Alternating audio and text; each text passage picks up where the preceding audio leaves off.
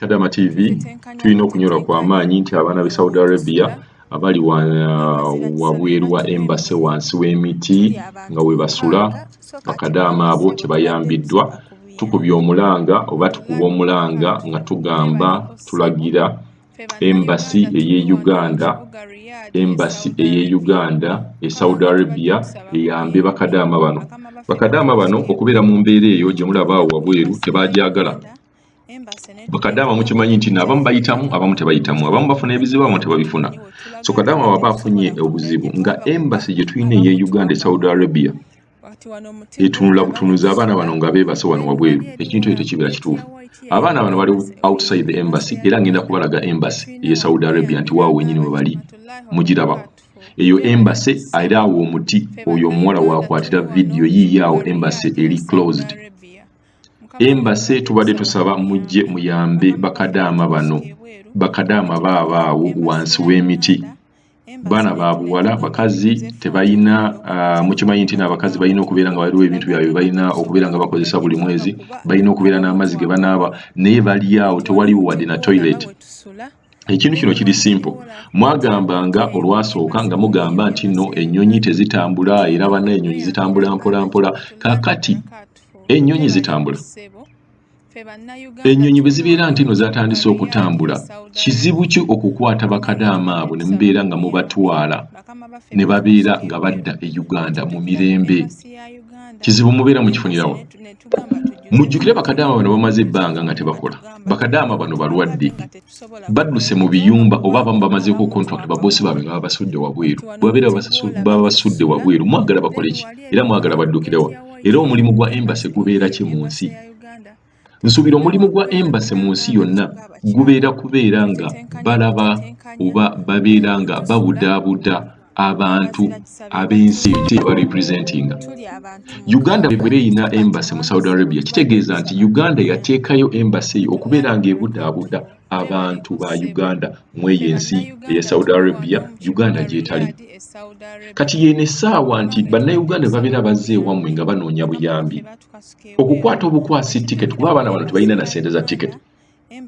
Bwe mukwata ssente kuba gavumenti erina ssente eza tiketi ezisobola okugyawo abantu n'abantu ba ssekinoomu tukirira abantu ba ssekinoomu ne companies nga Coca-Cola n'ebitongole ebirala balina ssente ezisobola okubeera nga zigeeya abaana.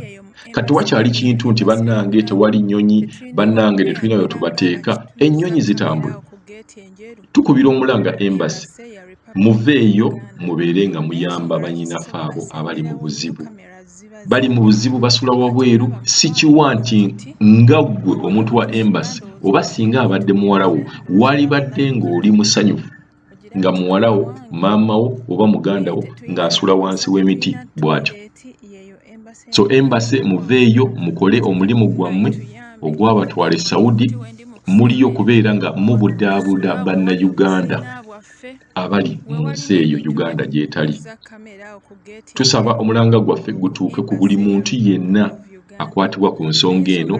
Bannyinaffe bano abali e Saudi Arabia babe nga bavaayo bakomezebwewo e Uganda babeere wamu ne famire zaabwe. Katufune ku maloboozi ag'enjawulo bakadaama bano nga boogera abasula wansi w'emiti. Kansubira oli bulungi naye ffe tuli wano bannayuganda 6 tetuli bulungi, tuli wano wansi w'omuti kw'embassy ya Uganda mu kibuga Riyadh. Nti twebase wansi wa muti tumazeewo wiiki nnamba naye tetufuna buyambi. Leero bazze okwogerako naffe batugambye kimu tutambule tudde gye twava. Abamu bamalako contract ne ssente tebaatuwa, tetulina ssente, tubanja bakama baffe tebatusasula. Bwe tugenda mu kampani batugamba batudda mu bakama baffe, bakama baffe tebatusasudde.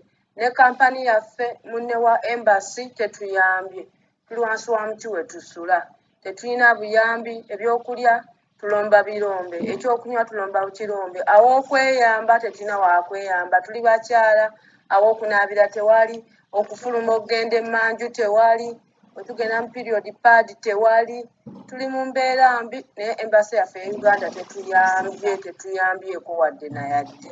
Kyokka ekisinga okuluma ne bw'ojja nga bamalako contract n'obagamba banaye nze mazeko contract naye tebampadde yadde 10 nsaba ku buyambi ngende waka oba mumanjiza omugagga nsasule teri n'omu akusasula teri n'omu afaayo tulinga abatalina embassy mu Riyadh ng'ate weeri kampani ezijja zo zaagala kutuza mu biyumba kuddamu kukola tukoze emyaka 2 abamu tuli balwadde enkindo zaayabika abalala amagulu gabaluma abakyala naye tetufunye buyambi tusaba mutuyambe bannange Adama TV bambi tuyambe naye tuli bubi tuyambe ssebo taata ekisinga okwewuunyisa katina wano abamu ku bannaffe nga nange mwendi okasikibwa wabweru ng'obadde teweetegeesa obadde obulayo ng'omwezi okumalako contract omugagga omubanjiza ssente oli mulwadde nze nina olukindo ninajja eno nga nina abaana 4 nina olukindo lwali lwabise nga tutandise okutonnya amazzi madamu ansituza genereeta ansituza bino ebigundi bya sirinda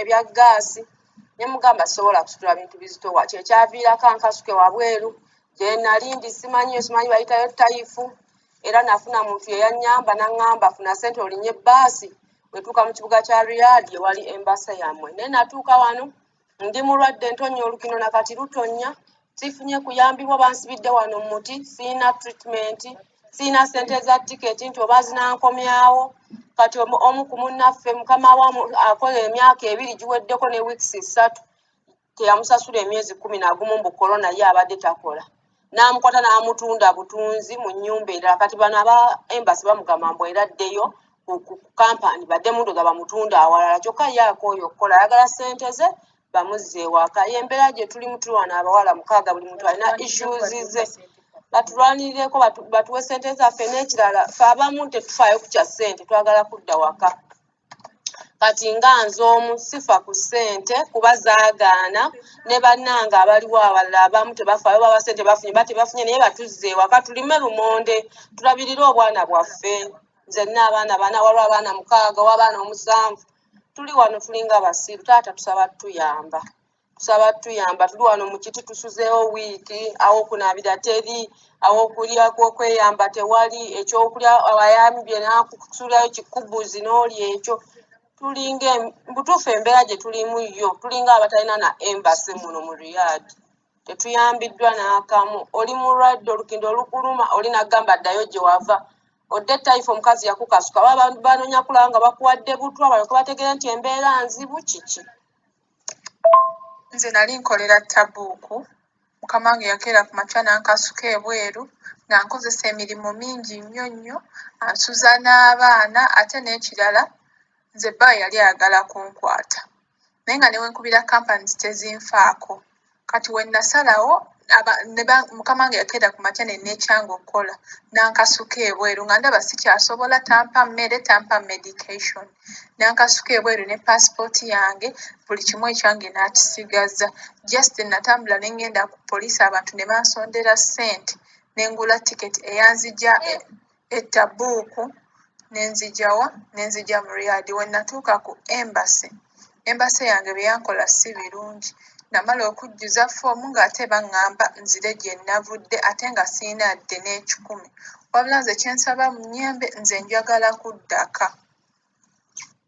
akati taata ekizibu ekiriwo ffenna abasinga omukyala omu mukyala mukulu ali myaka nga 45 yakola teyasasulwa ssente olwatuuka nti abanja ssente ne bamukasuka wabweru nze kennyini kamwa koogera siina ssente zenasooka okukolawo nazisindika Uganda ezaddako tebampa saawa zino njagala buyambi bwa kudda waka coronavirus yafuuka coronavirus buli bosi kyekwasa tewali ssente abaana ffenna tuli wano 6 tewali ayina ssente za tiketi twagala buyambi kudda waka naye tetuyambiddwa ssente zo tewali ge mazima tetuyina ssente twandisuze mu muti guno nga tuyina ssente naye tetuyina ssente kyekitusuza wano kwembase yaffe tuyambibwe tufune obwenkanya tweyanziza nnyo ssebo tweyanziza tunaba tufunye obuyambi bwo taata mukama akuwa omukisa bakati ffe tutunuulidde mmwe mulina otulwanirira tetulina maanyi wano tebakukkiriza kwogera bakusibako bigambo bo kye basinga okwagala ddayo ku kampani yo naye abaana abaddeyo ku kampani okubwampi lwaki wavudde wa mukama kyokka mukama wennyini yakkasuse wabweru ate bo bakkaka kudda ku kampani n'otuukawo kati omwana omu yagenda ku kampani n'asula ku gete ennaku 2 nga teri amufaako bamuyitako buyisi yafuna buyambi muntu n'amuga kakutwale kwembaseyo kyokka gye bamugamba okudda. Nze kennyini sobola kuddayo ku kampani ntyayo kutulugunyizibwa okuliyo kw'amaanyi sisobola kuddayo waakiri okufiira wano muti naye sidda ku kampani. Nze njagala kudda waka sikyayagala kukola njagala kudda batukuba tebatuwa mmere njagala kudda waka Allahi wa barakatuhu gyebaleko ssebo ffe bannayuganda tuli wano mu kibuga Riyadh e Saudi Arabia. Mukama wange tubadde tusaba ku buyambi bakama baffe batukasuka ebweru ne tuddukira ku embassy ya Uganda. Embassy ne tugamba tujjuze forms bwe twamala okujjuza form ne batugamba tunoonye we tulaga ate nga tetusobola kuddayo gye twava kuba abamu twava wala. Wati wano omuti gwolaba we tusula then wali eri wola ku gate ya white yeyo embassy ya Uganda tetulina wakweyambira ng'abakyala twetetenkanya bwetetenkanya we tusula abazira kisa be batuwa emmere tuli abantu 6 so kati mwami ssebo tubadde tusaba ku buyambi. Tunuzza kamera ku gate enjeru ku embassy ya Republic of Uganda naye ensonga lwaki sisobola semberawo nnyo kamera ziba zindaba. Kati olaba mukwano guno omuti we wano we tusula ndowooza olaba ebintu byaffe ndowooza olaba life gye tulimu ogiraba mukama wange. Tetulina byakozesa tetulina toilet yeyo embassy ya Uganda mukwano so kati munaye tuyambe. Then wano omuti wendi mu kusembera we wano we tusula we wali obuziina bwaffe we wali n'ebintu bye